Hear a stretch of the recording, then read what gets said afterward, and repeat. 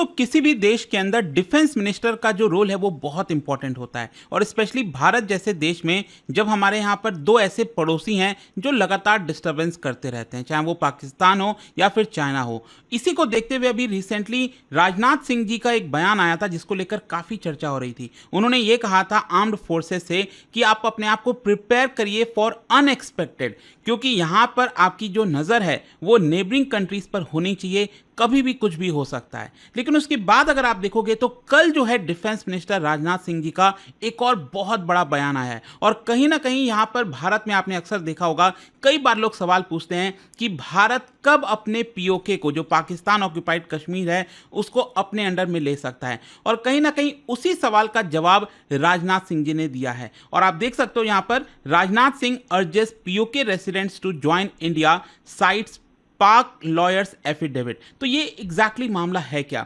राजनाथ सिंह जी ने यहां पर क्या बोला? पाकिस्तान की तरफ से मैं आपको बता दूं, जो पीओके है उसको फॉरेन लैंड बोला गया है। अगर आप पाकिस्तान का संविधान देखोगे वो अपने आप में ही मानते हैं कि जो पीओके है वो एक फॉरेन लैंड है, वो पाकिस्तान का हिस्सा नहीं है। तो जाहिर सी बात है, तो ये हम सब जानते हैं कि भारत में भी अगर आप देखें तो साइंस संविधान हो, हर तरफ हमने पीओके को हमेशा से अपना माना है। तो इसी को थोड़ा डिस्कस करेंगे, एग्जैक्टली प्लान क्या है राजनाथ सिंह जी का, उन्होंने क्या कहा है कि पीओके कैसे भारत में शामिल हो सकता है। आपको बहुत कुछ जानने को मिलेगा। चलिए शुरुआत करते हैं और सबसे पहले ये देखते हैं कि एग्जैक्टली हुआ क्या है। देखिए, हमारे रक्षा मंत्री राजनाथ सिंह जी, उन्होंने बेसिकली जम्मू कश्मीर में इलेक्शन रैली के दौरान, क्योंकि अभी आपको पता है जम्मू कश्मीर में चुनाव होना है और उसी में यहाँ पर जो बीजेपी है, बाकी के जो पार्टीज हैं, वो सभी यहाँ पर रैलीज निकालने की कोशिश कर रहे हैं और अपनी बातों को यहाँ पर रख रहे हैं। इनफैक्ट मैं आपको बता दूं, अभी जो अमित शाह जी हैं वो भी 2 दिन पहले होकर आए थे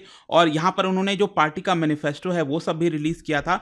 लेकिन उसके बाद यहाँ पर राजनाथ सिंह जी जो है रैली निकालने गए, तो वहां पर जो रामबान असेंबली है उस कॉन्स्टिट्यूएंसी में जो है वो अपने कैंडिडेट के लिए सपोर्ट मांग रहे थे और उसी के दौरान देखिए उन्होंने कई चीजें बोली। यहां पर उन्होंने ये कहा कि जो पाकिस्तान ऑक्यूपाइड कश्मीर के रेसिडेंट्स हैं, हम उनसे अनुरोध करते हैं कि वो भारत ज्वाइन कर जाएं।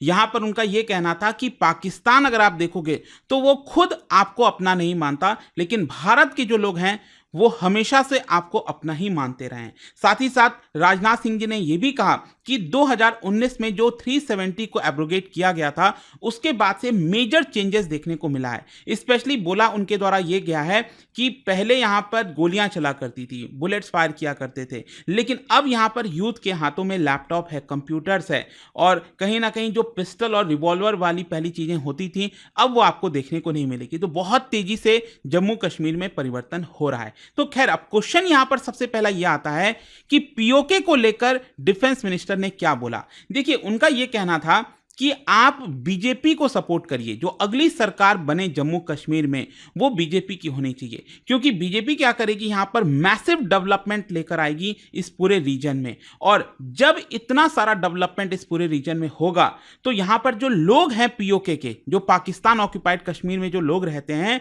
वो इन सारी चीजों को देखेंगे और वो भी यहां पर चाहेंगे कि वो पाकिस्तान से अलग होकर भारत में शामिल हो जाएं। और ये कहीं ना कहीं एक अच्छा तरीका है भारत में शामिल कराने का, क्योंकि देखिए यहां पर अक्सर बोला जाता है कि अटैक कर देना चाहिए, कभी कुछ हो जाए, लेकिन देखिए एक्चुअल अगर आप रियलिटी देखोगे तो कहीं ना कहीं वो सारी चीजें उतनी पॉसिबल नहीं लगती हैं जितना अगर हम इस माध्यम से देखें चीजों को। इनफैक्ट अगर आप देखिए, यहां पर उनका कहना था कि रिसेंटली पाकिस्तान ने खुद एडमिट किया है कि जो पीओके है वो एक फॉरेन लैंड है। तो जब पाकिस्तान ही आपको अपना नहीं मानता तो आप कैसे एक्सपेक्ट कर सकते हैं कि जो पाकिस्तान है वो आपका डेवलपमेंट करेगा। इनफैक्ट कई बार ये इल्जाम भी लगाया जाता है पाकिस्तान पर कि वो पीओके रीजन का जो भी रिसोर्सेज है वो ले तो लेते हैं, लेकिन वो जितना भी पैसा आता है रिसोर्सेज के माध्यम से वो पीओके पर नहीं लगाया जाता, उनके लोगों के वेलफेयर पर नहीं लगाया जाता, बल्कि यहाँ पर पंजाब और बाकी के रीजन्स में दे दिया जाता है। खैर, अब क्वेश्चन यहाँ पर यह है कि पाकिस्तान ने कब ये बोला कि पीओके उनका एक फॉरेन लैंड है। तो ये आप देख सकते हो खबर, PoK foreign territory admits Pakistan government in high court. ये एक्चुअली मामला है 31 मई का। इसमें हुआ क्या था कि एक किडनैपिंग का केस चल रहा था कश्मीरी पोएट और जर्नलिस्ट अहमद फराज शाह को लेकर। और इसी केस के दौरान क्या होता है कि पाकिस्तान की जो एडिशनल अटॉर्नी जनरल हैं वो इस्लामाबाद हाई कोर्ट में ये बोलते हैं कि Pakistan occupied Kashmir is a foreign territory and that Pakistan has no jurisdiction over it.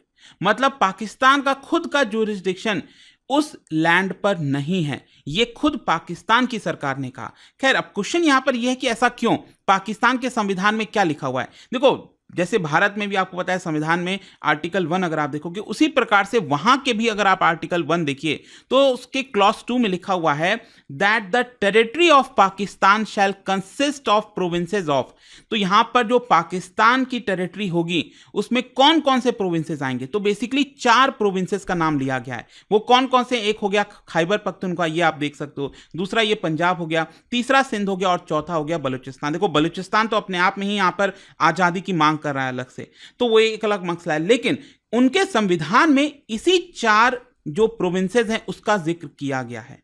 और जहां तक ये लोग बात करते हैं आजाद कश्मीर की, क्योंकि ये जो पीओके है ये लोग अक्सर इसको आजाद कश्मीर के नाम से बुलाते हैं, तो उसका आपको संविधान में जिक्र एक्सप्लिसिट तरीके से देखने को नहीं मिलेगा। हां, उनके आर्टिकल 257 में कश्मीर का जिक्र किया गया, लेकिन उसमें देखिए क्या लिखा हुआ है, उसमें लिखा हुआ है that PoK will only be part of Pakistan when its people decide to join the country. तो आई होप कि आप समझ पा रहे होंगे। अब आप इसको लिंक करिए जो भारत सरकार ने किया था 2019 में।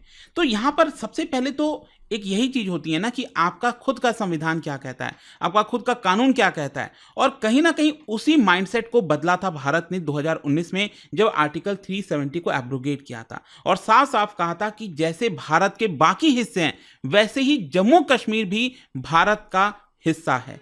खैर यहां पर इनफैक्ट मैं आपको यह भी बता दूं कि राजनाथ सिंह जी ने एक और चीज बोला है अपने स्पीच में, ये जो रैली कर रहे थे उसमें उन्होंने ये कहा कि भारत रेडी है डायलॉग के लिए पाकिस्तान के साथ, लेकिन उन्होंने ये कहा कि भारत इनिशिएट तो कर सकता है डायलॉग, लेकिन इसका सबसे पहला और इंपॉर्टेंट कंडीशन यह है कि पाकिस्तान को तुरंत जो टेररिज्म है उसको फैलाना बंद करना चाहिए। पाकिस्तान जिस प्रकार से जम्मू कश्मीर में अभी भी कोशिश कर रहा है लगातार कि किसी प्रकार से, क्योंकि अभी आपने देखा होगा कि कश्मीर पर तो काफ़ी अच्छे से भारत सरकार ने पकड़ बनाई हुई है, लेकिन यहाँ पर जो जम्मू रीजन है उस पर रिसेंट टाइम्स में बहुत सारे अटैक्स देखने को मिले हैं। तो ये जो सारी चीज़ें हो रही हैं इसको जब तक पाकिस्तान बंद नहीं करता तब तक यहां पर जो डायलॉग्स है वो नहीं हो सकते। इनफैक्ट उन्होंने एक और बहुत इंपॉर्टेंट चीज कही, उन्होंने कहा कि देखिए यहां पर इस पूरे टेररिज्म में जम्मू कश्मीर में अगर आप देखोगे ज्यादातर जो लोग मारे जाते हैं उसमें से 85% मुस्लिम्स हैं।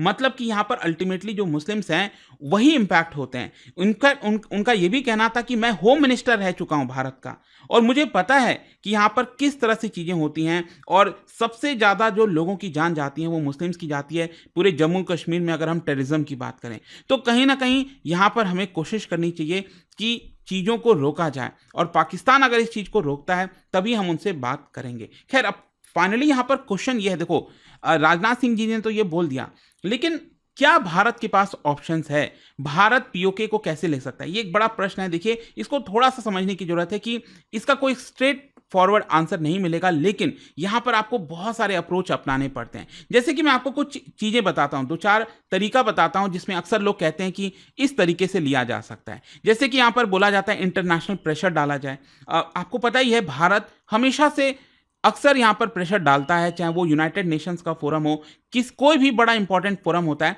उसमें भारत कहता है, हाँ पाकिस्तान की तरह नहीं कि हर बार वही कश्मीर कश्मीर। अगर आप देखोगे यूनाइटेड नेशंस की स्पीच में उनके प्राइम मिनिस्टर बोलें जो बोलें तो वो हमेशा उसी का जिक्र करते हैं। भारत ये चीज़ नहीं करना चाहता, लेकिन हाँ भारत हमेशा से कहता है टेररिज्म को लेकर कि पाकिस्तान को टेररिज्म जो है उसको बंद करना चाहिए। तो यहाँ पर इंटरनेशनल प्रेशर की जहाँ तक सवाल है भारत ने काफ़ी कोशिश की हुई है, लेकिन ऐसा लगता नहीं कि उससे कोई हल निकलेगा। जहाँ तक बायलैटरल डायलॉग का सवाल है, क्योंकि बहुत से लोग पक्ष में होते हैं कि जब तक आप एक साथ दूसरे से बातचीत नहीं करोगे तब तक हल नहीं निकलेगा। भारत ने वो भी कई बार कोशिश कर लिया। इनफैक्ट आपको याद होगा पीएम मोदी जब पहली बार प्राइम मिनिस्टर बने थे वो रुके भी थे वहां पर पाकिस्तान में और नवाज शरीफ के साथ मुलाकात भी की थी, कहीं ना कहीं रिलेशंस को बेटर करने की कोशिश हुई, लेकिन शायद वो भी कामयाब नहीं हुआ। उसके बाद लगातार हमने अटैक्स देखे और वो हम सब जानते हैं फिर क्या होता है। इसके अलावा यहाँ पर बोला जाता है कि आपको पावरफुल नेशंस के साथ अलायंसेस बना के रखने चाहिए, चाहे वो यूएस हो, रशिया हो।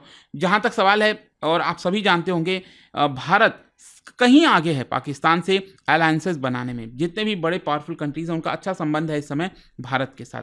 तो ये माध्यम शायद अभी तक लगता नहीं कि सक्सेसफुल हो सकता है पीओके लेने के लिए। जहाँ तक दूसरा है लीगल और कॉन्स्टिट्यूशनल मेजर। देखो, जहाँ तक कॉन्स्टिट्यूशन का सवाल है, भारत ने बार-बार ये चीज़ कही है कि जो पाकिस्तान ऑक्यूपाइड कश्मीर है, वो भारत का हिस्सा इसलिए है क्योंकि 1947 के पहले अगर आप देखोगे, जब देश आज़ाद हुआ था, तो वहाँ के जो राजा थे वो थे महाराजा हरि सिंह।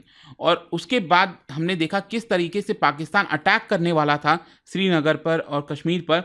तो इसको देखते हुए महाराजा हरि सिंह ने इंस्ट्रूमेंट ऑफ एक्सेशन साइन किया था और कहा था कि ये भारत का हिस्सा है।